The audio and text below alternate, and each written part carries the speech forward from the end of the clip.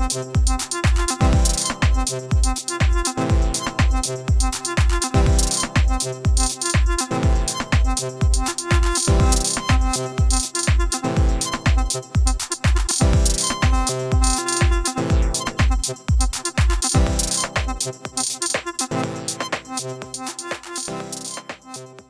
what's up everybody? Leroy from NoiseGate here. Today we're going to spend a little bit of time and a bit of a walkthrough with the Korg SQ-64 poly sequencer. Shout outs to Korg for hooking us up with one of these. We've been having a lot of fun with it. It offers a whole range of really great features. Not going to go through every single thing today, but we're just going to sort of talk about what's really great about it and how it can sort of integrate into your kind of existing musical environment. So yeah, it's 64 steps. What's really cool about this is it actually allows you to show all 64 steps at a time, which is really cool. You can kind of get like a broad overview of like your entire sequence to start, from start to finish. A lot of sequences kind of on the market at the moment allow you to do 64 steps, but you kind of find yourself toggling between groups of 16 at a time. So if I press play, you can see the playhead here is just cycling through that whole sequence, which is pretty sweet. So you can kind of get like a full picture of kind of what's going on. The first thing I really noticed about this though was actually the size of this thing. It's really quite small. I mean, if you look at it in comparison to say like the Volca Sample over here, or even the Zero Coast module, it's really quite tiny. And I was sort of under the illusion that it will be a little bit bigger than this when I saw photos of it at the start, which is it's pretty cool. It kind of like, we're all living in sort of smaller, living environments these days, and we're often having more gear, and so having something that's a little bit more compact to slot kind of into your studio, into your music making environment is probably like a really good thing. So we've got a series of 8 drum gates here. These can be used for sequencing a lot of your percussive Eurorack modules. Having said that though, it can be used to sequence literally anything just by sending the gate out into the gate input of your module. And then we've got 3 CV gate outputs here as well, which correlate to lane A, B, and C. So this will send gate, pitch, and mod to your Eurorack modules. So I've got the gate and the pitch set up in to trigger the inputs on the Make Noise Zero Coast. Shout out to Make Noise, you guys make really cool stuff. And then I've also got 2 MIDI outputs, and I'm using the 2 MIDI outputs here to sequence my Volca Sample and my MicroFreak from Arturia, right? So, and that's just via these little 3.5mm to MIDI breakout cables, and it's just syncing them by the traditional MIDI way. There's also a sync out for sending clock to other synthesizers if you want to run clock to that, so more Volcas or anything that accepts that that clock.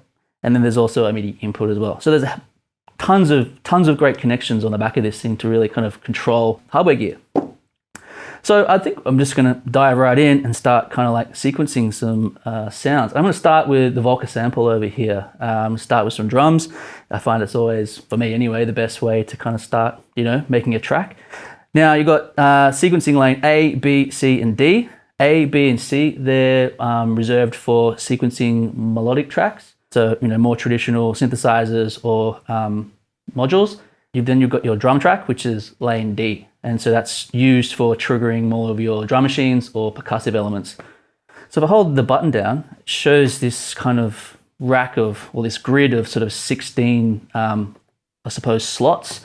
It looks a little bit like a drum rack in Ableton. And you can select these slots and it will assign to the step sequencer to sequence those sounds, right? So currently this is, the output of this is rigged up to sequence the Volca Sample, and there's 10 sounds in the Volca Sample. So 10 of these little slots I can use to sequence the sounds in the Volca Sample. So the first one, I think, is the kick, I hope.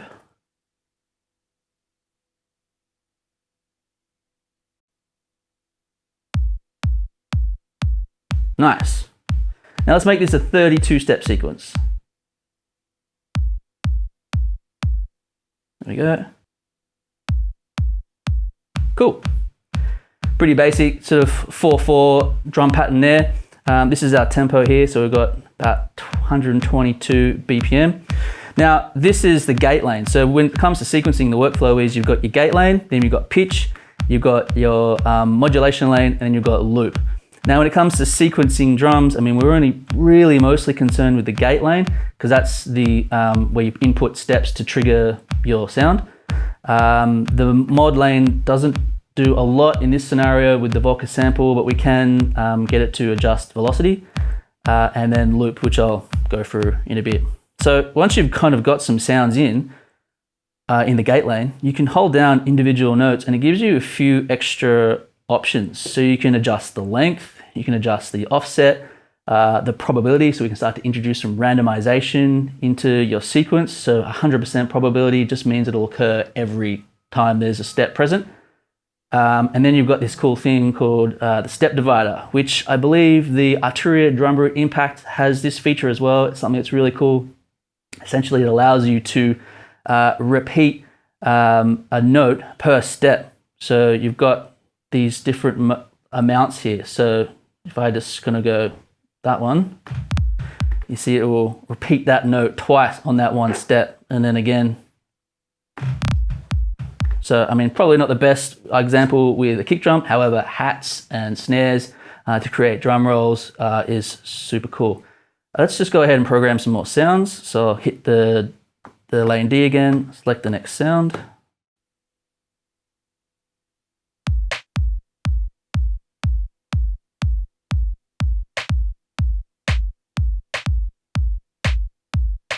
Next sound.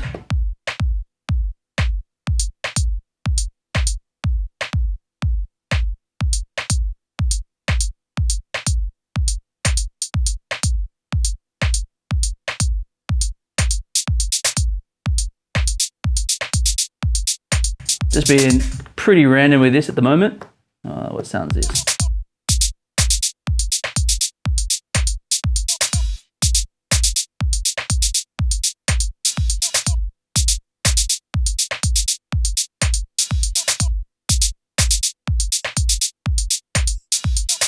Cool, so the workflow is you just sort of like use these drum cells here to assign that sound into the sequence. And you can start to come up with some interesting drum patterns. So again, when you just go back to the sequence, say let's go to this little hat here, you've got some more options. So you've got, that shows you the amount of steps. So this is the sequence, the overall sequence. You can rotate the sequence, the steps within the sequence as well. So you can sort of move it around once it's plugged in there, use this to generate some more interesting ideas or come up with something random that you might not have thought of.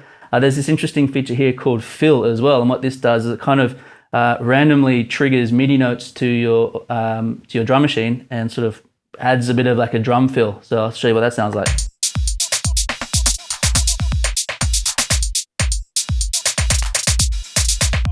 So it kind of applies those triggers every time there's not a sort of step present within the sequence. So it could be used for some kind of like cool performance features. I've got actually a pattern already loaded with a drum sound here. Cool.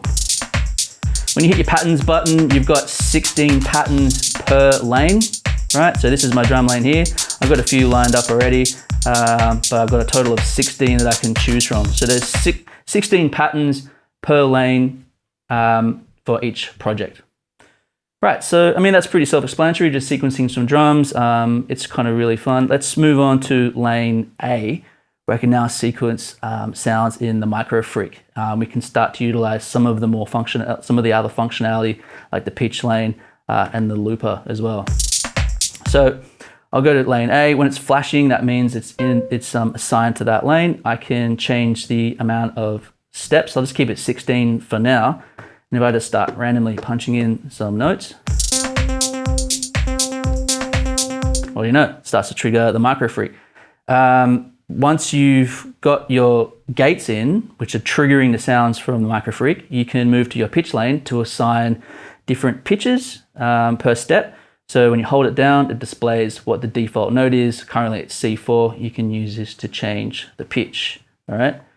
So let's just completely random.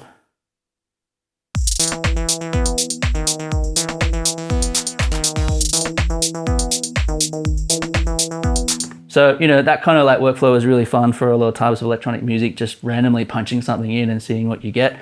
But you can have a little bit more control over it. So if I just clear, let's clear this for now. So if I hit Shift and clear lane A, it will clear that lane. I can go back and I'll put in some more gates to trigger the sound of the synthesizer. I'll go to pitch.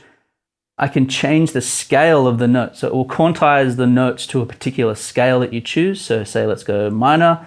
We'll keep the play mode in chord because I kind of want it to be polyphonic at some stage. And if I hit Shift, I can actually choose the root note of the scale that I want. So say, change this to A. Don't know why I always default to A. And you know what? Let's drop the octave as well. Let's go down an octave.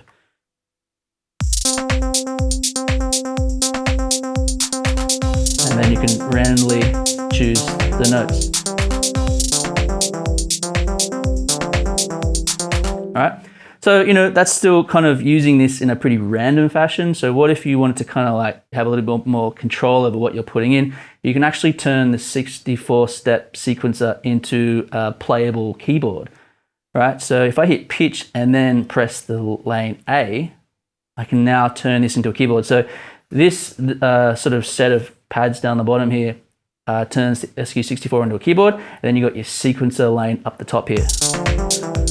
So in fact, before I do that, I'm just going to clear that lane because I'm going to apply some chords to this lane. So you can actually sequence chords sort of per step. This becomes an isomorphic keyboard, which means you can kind of play it like Ableton Push, where you can kind of play you know, a scale just using 3 fingers. So I'll choose a minor scale, I'll hit Shift, I'll go press, change it to A.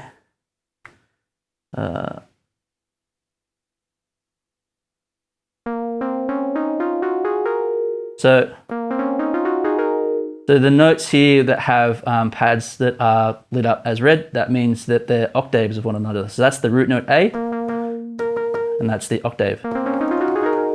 Then you can play chords.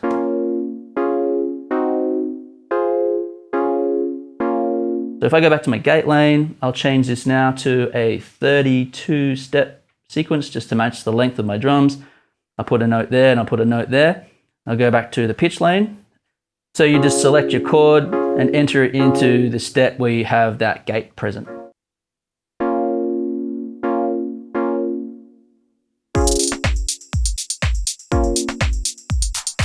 We go back to the gate lane. We can do some other stuff like enter in a fill.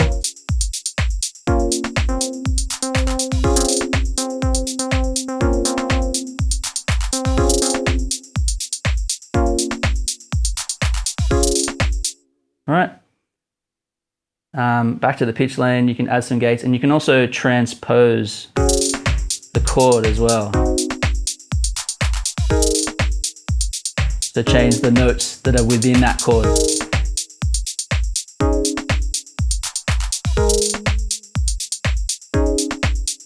Nice.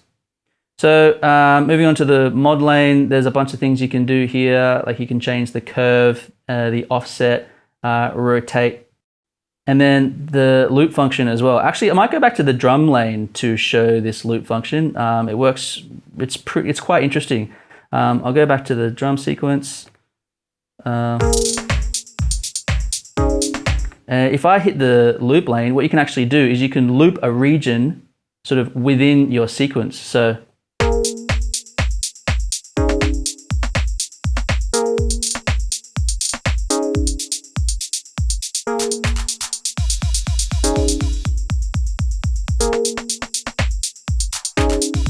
and there's a couple of different modes in which you can do that. There's the range, so you're just sort of selecting a range within the sequence, right? Or you can change it to select, so you can actually just punch in notes within the sequence and it will only play those notes or those steps that are present. And you'll see it will just jump around.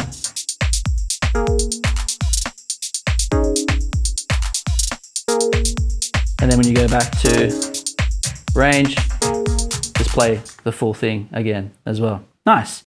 All right, so let's move on to lane B, and this is where I've got this sequencing, the Zero Coast module.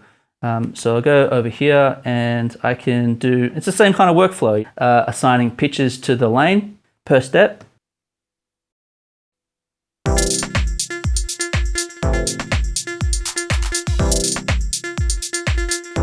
And then you move to the pitch lane where you can assign different pitches per step.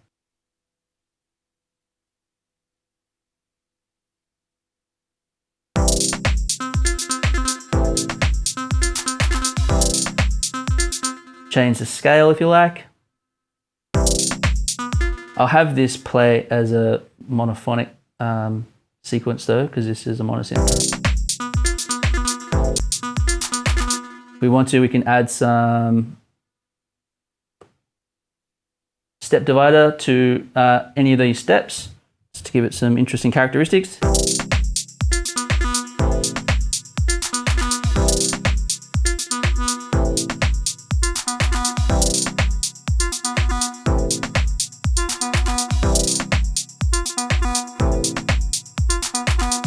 Cool, and I think I've got a pattern set up here as well.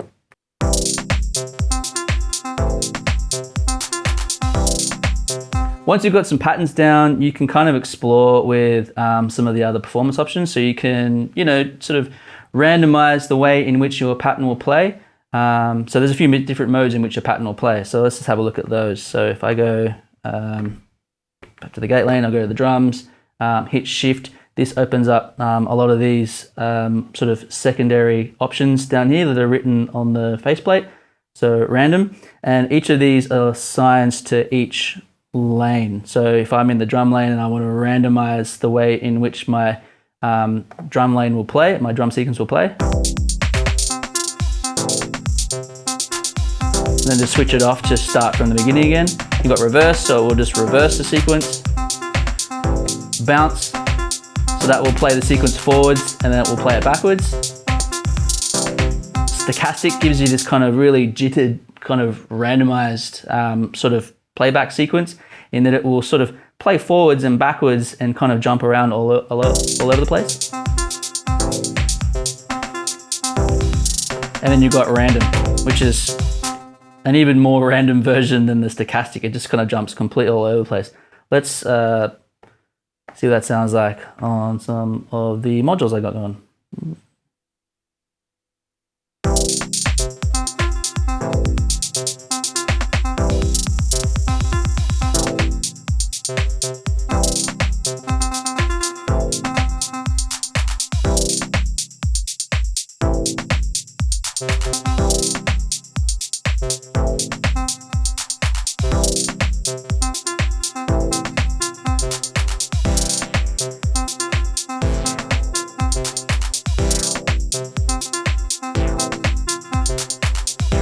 Thanks for checking out the video. Hope this helps. This is a really great little sequencer for integrating into your existing workflow. I forgot to mention there's a USB cable on the back actually, which is really great for sequencing your digital audio workstation. Something that we didn't demo in this.